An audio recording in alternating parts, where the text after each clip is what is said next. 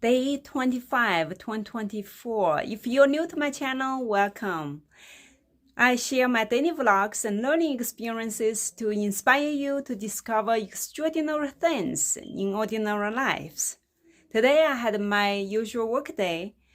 During my work, I had a side project that I volunteered to work on, which is that I will be one of the presenters to introduce Lunar New Year during the Lunar New Year celebration hosted by our Asian colleague resource group. And the part that I'm responsible for is about symbols and decorations. During my research today, I discovered that many of the Lunar New Year celebrations in other countries other than China, they carry a lot of similarities in Chinese, especially some of the characters, such as the characters on money envelopes or some decorations or lanterns and other type of decorations, such as calligraphy. And many of the characters looked similar to Chinese. So today I'm going to talk about my first language, Chinese. As I'm from China, Chinese Mandarin is the official language that is used across the country. Many of you probably don't know there are thousands of dialects.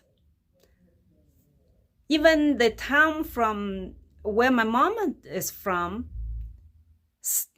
has a different dialect from the town that where my father is from, even though they were very close, probably about 10 miles away. And also when I went to high school in the city, it's about 20 miles away.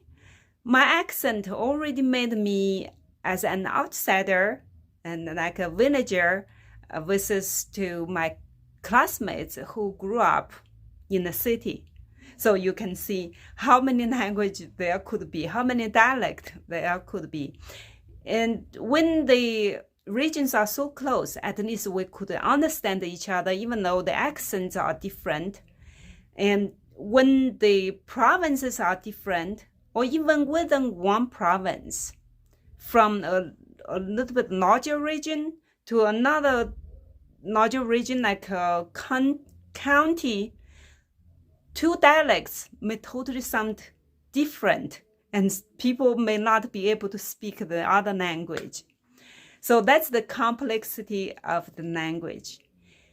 And it also has a rich history, obviously over 5,000 history, and dated back when you can find the history. And also it's interesting, when you read the characters, it looks very difficult, right? Many people are afraid to learn the language because when you look at the characters, it's so complicated, it's so difficult to read. But when you learn the rules, in fact, the rules are simpler than English. And the characters, when you look at the characters, once you know the forms, then you can guess the meaning, because many of the complex forms, characters, consists of the simple forms of the other characters. And then when they are together, they mean differently. For example, there's one word like a 人. 人 is this shape, it's like a person standing. And when there are three put together, means it's a group. So it's easy to know the meaning. And also when you look at the mountain is just look like a mountain. And when you put two mountains together, though, it's like going out. It's a little different. I don't know what's the reference about that. But anyway, Also, another word that comes to my mind now is the Ming. It consists of sun and the moon. And this word together can be bright, can mean light, and also can be part of like tomorrow. So from that, you can see it's about time. And it's also about the brightness. So it's interesting. I definitely encourage you to check it out, take some courses, and there's Duolingo. You can learn from the basics. It's interesting. And now my husband has started picking up the Duolingo and learning Chinese. And he learned some Chinese in the past, but he wasn't able to really speak it. He could pick pieces from the slower conversations, but he couldn't really join the conversation.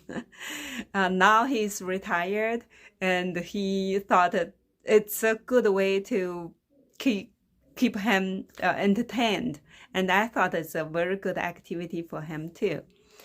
And also about this language, there's another question I read is, what one word that or phrase that I didn't know, which is in Chinese, but I didn't know in English.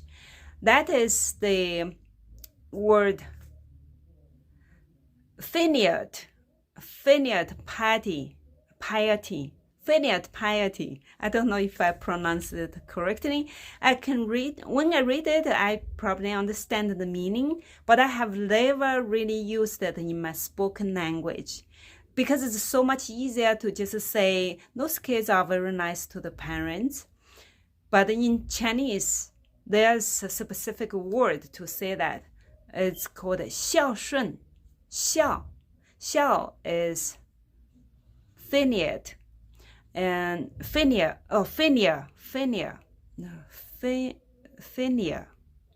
And shun means piety. So together, 孝顺. So this phrase is something that I didn't know in English, and it's really hard for me to remember how to pronounce it. And another question about my language is, what one word sticks out and also makes me smile or laugh?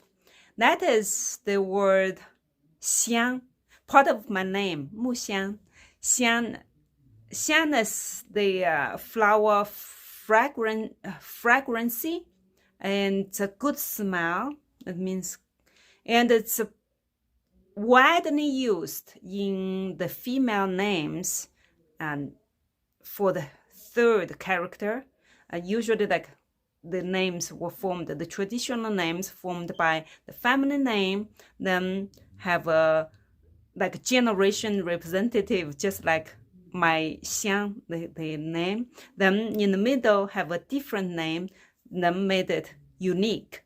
Otherwise, for example, my two sisters' names, one is Xinxiang and the other is Huixiang, and mine is Muxiang. So we all have the Xiang. Then you can tell we're from the same generation. And that's about it. And also, if you know Xianggang, Hong Kong better, the Mandarin form is called Xianggang. That Xiang is part of my name. Xiang is the same word. And that's about my language. If you have any questions, any interests, please reach out, leave comments. I would love to share more about it. Okay, see you tomorrow. Bye.